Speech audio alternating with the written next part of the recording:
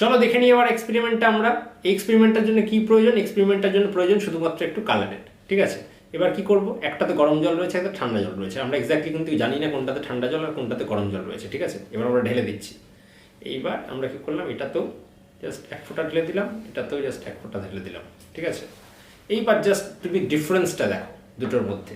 দেখো এই যে জলটাতে কিন্তু খুব তাড়াতাড়ি মিশে যাচ্ছে কালিটা, কিন্তু এই যে জলটাতে এত তাড়াতাড়ি কিন্তু মিশছে না, খুব ধীরে ধীরে কিন্তু কালিটা মিশছে।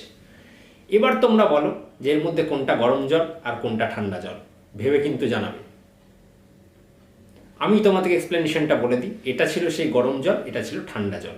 এবার এটা কেন হচ্ছে, গরম জলে এটা তাড়াতাড়ি কেন মিশে যাচ্ছে আর ঠান্ডা জলেই বা এটা আস্তে আস্তে আস্তে কেন মিশছে, তাই না? এটা তো একটা জেনারেল কোশ্চেন। এটা জানার জন্য এবার আমাদেরকে চলে যেতে হবে কোথায়? এটা জানার জন্য চলে যাবে এই জলের ভিতরে। এই জলের ভিতরে কি রয়েছে? এই জলের ভিতরে রয়েছে মলিকিউলস বা অণু। এবার কি হয়েছে, যত গরম জল তত কি হয়, অণুগুলো র্যান্ডামলি তত এরকম করে নড়াচড়া করতে থাকে। একে কি বলে? ব্রাউনিয়ার মোশন। এই ব্রাউনিয়ার মোশন তত বেশি হতে থাকে, র্যান্ডামলি ধাক্কাধাক্কি করতে থাকে। যে যত আমরা কোনো জিনিসের টেম্পারেচার বাড়াবো বা তাপমাত্রা বাড়াবো কি হবে, তত র্যান্ডামলি এটা ধাক্কা খেতে থাকবে একে অপরের সাথে। আর ঠিক সেই রকমই যত ঠান্ডা হবে তত কি হবে, এর যে অণুগুলো তত আস্তে আস্তে ধাক্কা মারবে নিজেদেরকে। তাই যখন কি হচ্ছে, এর মধ্যে যখন আমরা যখন কালারটা আমরা নীল কালারটা দিয়ে দিচ্ছি, তাই নীল কালারের যে অণুগুলোর সাথে গরম জলের অণুগুলো খুব ধাক্কা মারছে, খুব তাড়াতাড়ি ধাক্কা মারছে, খুব জোরে জোরে ধাক্কা মারছে।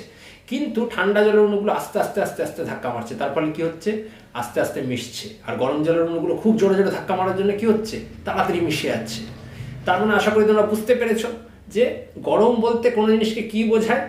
গরম বলতে সেই জিনিসকেই বোঝায় যার মধ্যে থাকা অণুগুলো খুব তাড়াতাড়ি র্যান্ডামলি মুভ করছে, অর্থাৎ তার ব্রাউনিয়ার মোশনগুলো প্রচণ্ড ফাস্ট।